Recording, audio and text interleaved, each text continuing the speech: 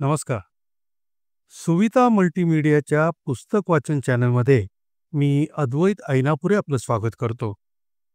पुस्तक वाचन चॅनलच्या कथा वाचन या उपक्रमाअंतर्गत आज आपण जी कथा ऐकणार आहोत ती आहे दिलीप पाटील लिखित शिक्षा.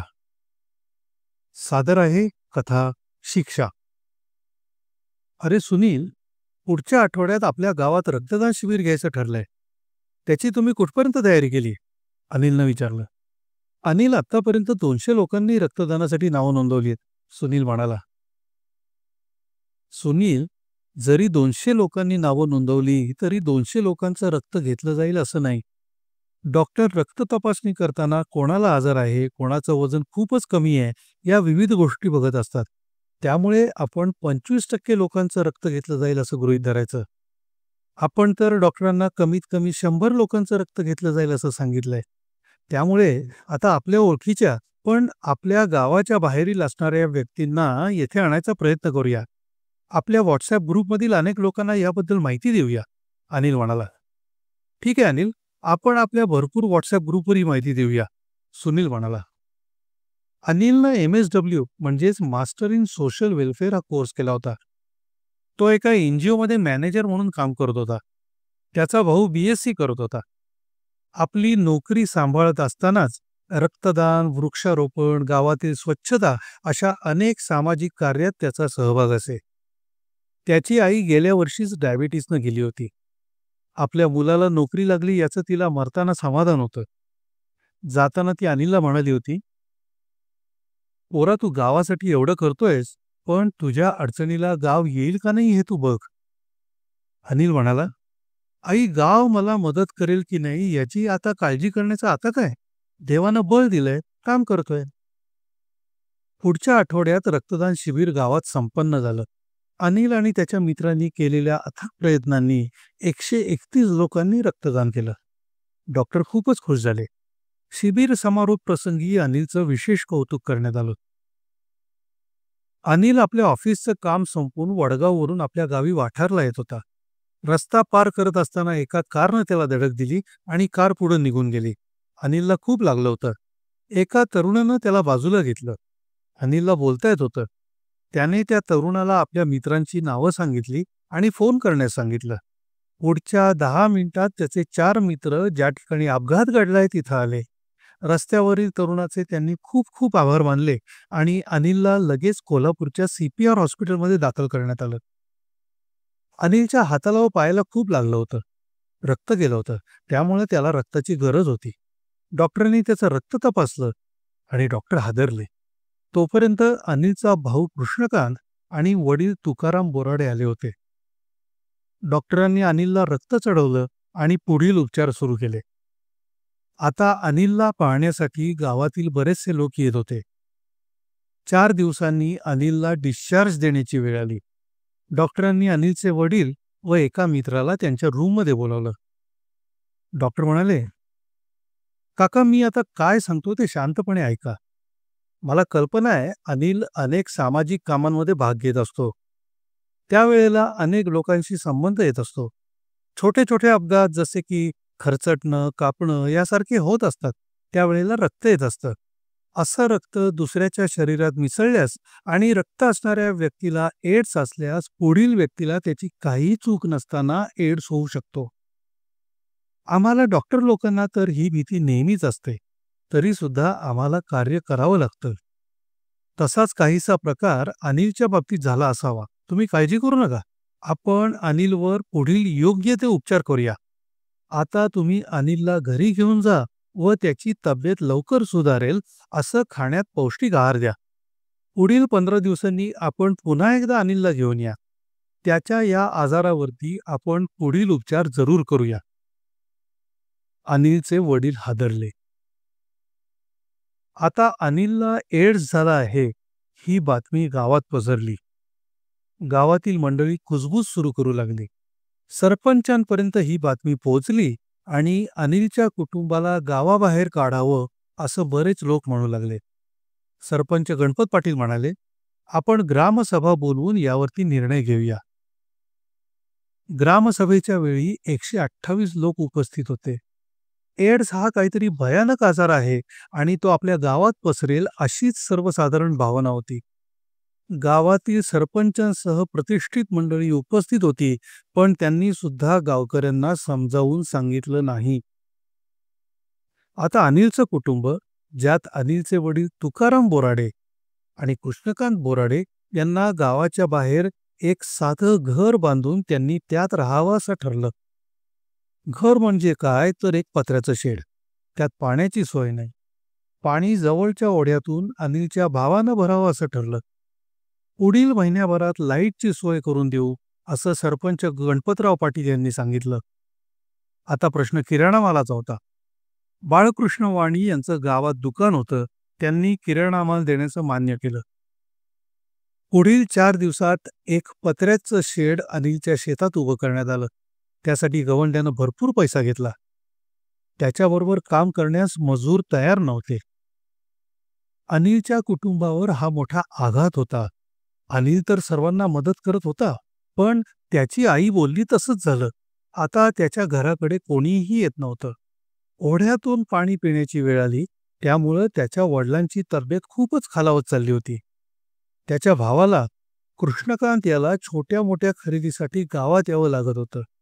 त्यावेळी गावच्या लोकांनी त्याला सांगितलं की तुला जे काही लागतं ते तू बाळकृष्णवाणी यांना मोबाईलवरून सांगत जा, ते तुला आणून देण्याची सोय करतील.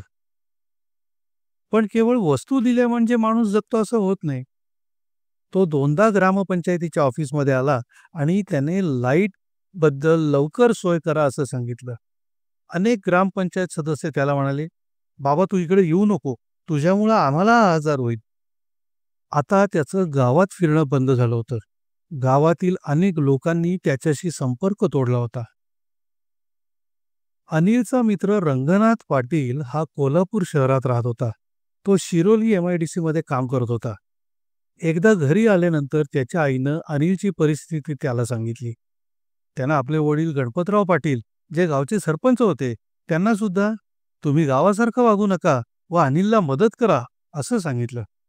गणपतराव पाटील म्हणाले, गावाच्या पुढे माझं काही चालत नाही, मी एकटा काय करणार. एक प्रकारे त्यांनी आपली जबाबदारी सोडली होती. रंगनाथ गावी जास्त काळ राहू शकत नव्हता. आता कृष्णकांत मनातून खूपच खचला होता. तो आता गावाच्या बाहेर राहत होता हे त्याच्या कॉलेजच्या मित्रांना कळलं होतं. त्याचे मित्र सुद्धा त्याच्यापासून दूर दूर राहण्याचा प्रयत्न करत असत. त्यामुळे त्याच्या खूपच अडचणी वाढल्या होत्या. त्याचा अभ्यास व्यवस्थित होत नव्हता. वडील मुलांना हातानं स्वयंपाक करून खायला घालत होते, पण बाळकृष्णवाणी वेळच्या वेळेला किराणा माल पोहोचता करत नव्हते.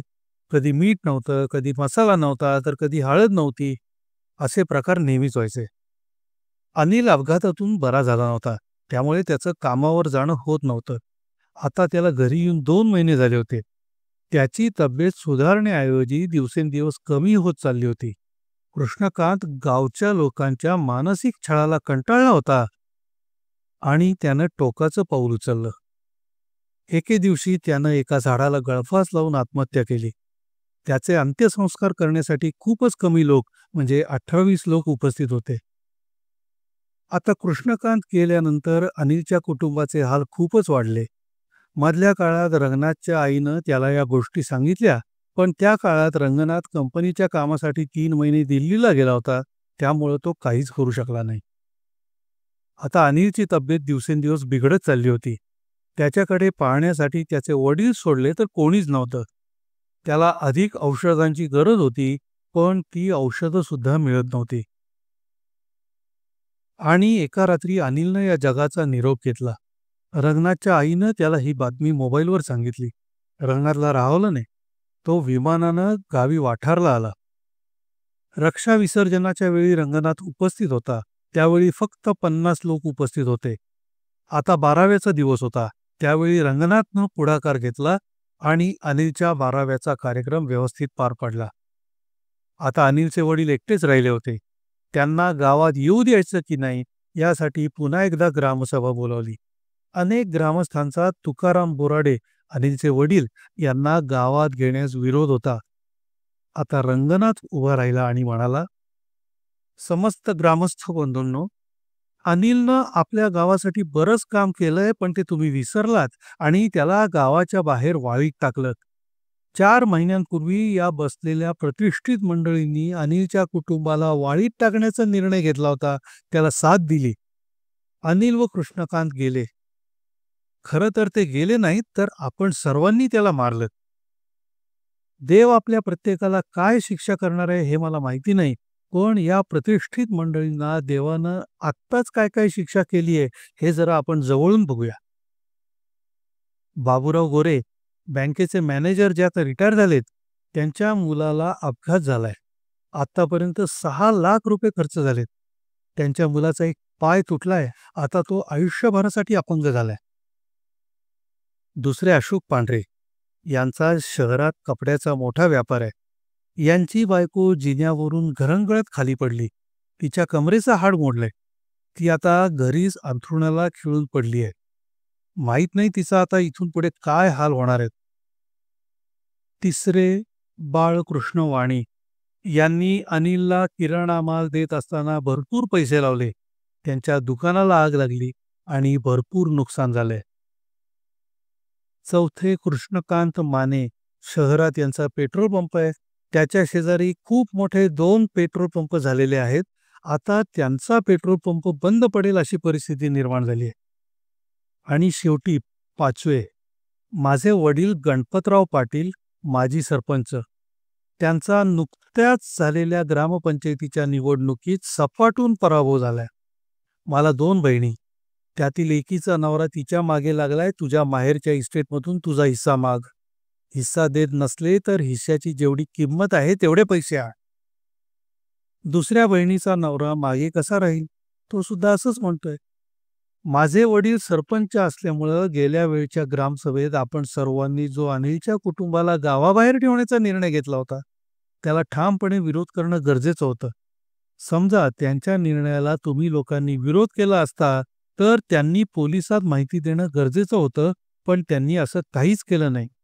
सर्व प्रतिष्ठित लोकांना देवानं ही फार मोठी शिक्षा दिली आहे. आता मी काय सांगतो ते ऐका. आता सर्वजण कान टवकरून ऐकत होते. माझा मित्र अनिल याचे वडील तुकाराम बोराडे यांना मी माझ्या कोल्हापूरच्या घरात घेऊन जाणार आहे आणि त्यांची वडिलांच्या सारखी काळजी घेणार आहे कायमस्वरूपी. आता तुम्ही पाहिलंच आहे, अनिलचे दिवस कार्य मी केलं. देवानं मला याचा आशीर्वाद दिला आहे आणि आजच कंपनीनं मला मॅनेजर म्हणून नेमलंय. माझा महिन्याचा पगार 10,000 रुपये वाढवलाय. तसंच मला कंपनीनं घर दिलंय. आता मला भाड्याच्या घरात राहून महिना भाडं भरायची गरज नाही. माझं घराचं पूर्ण भाडं कंपनी भरणार आहे. तुम्ही लोकांनी अनिलला त्रास दिला. अनिल व त्याचा भाऊ कृष्णकांत हे जग सोडून गेले, पण त्यांच्या शापामुळं आज तुमच्या समोर तुम्ही म्हणता ते 5 प्रतिष्ठित व्यक्ती आणि त्यांचं कुटुंब यांची परिस्थिती काय झाली ते तुम्ही बघतच आहात. आणि रंगनाथ तुकाराम बोराडे यांना घेऊन कोल्हापूरच्या आपल्या घरी गेला. आता तो त्यांना आपले वडील म्हणूनच वागणूक देणार होता.